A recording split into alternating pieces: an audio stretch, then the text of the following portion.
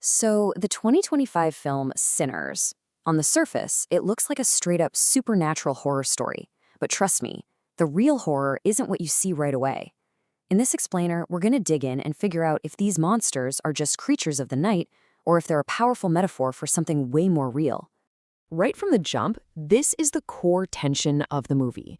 It tells you immediately that we're dealing with a kind of psychological dread, not just cheap jump scares.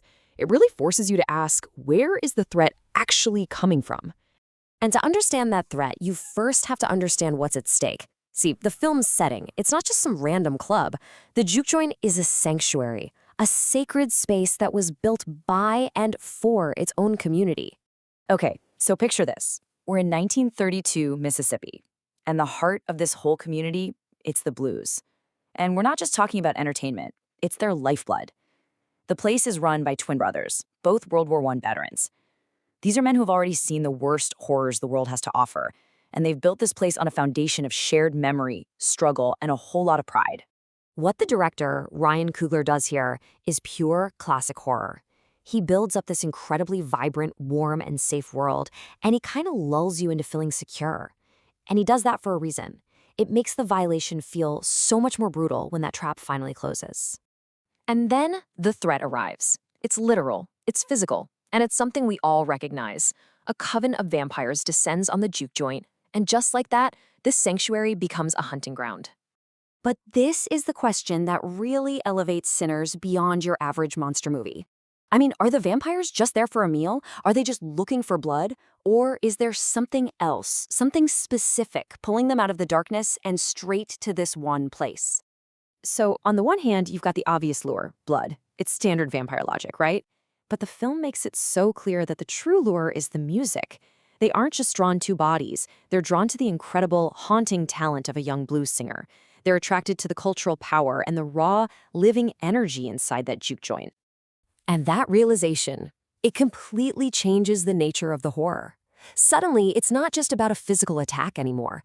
It's about consumption.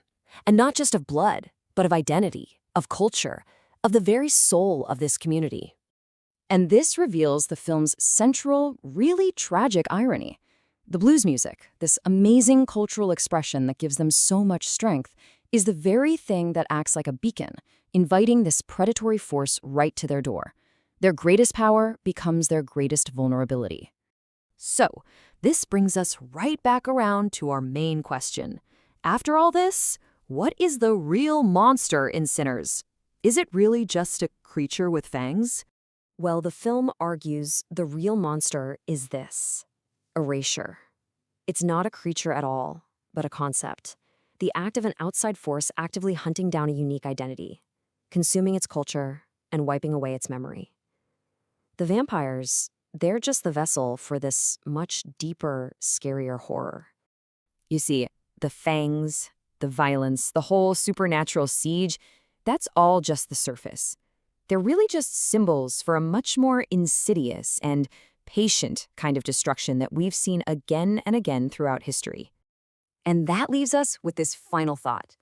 Maybe the most terrifying part of Sinners isn't the story of what breaks into that juke joint.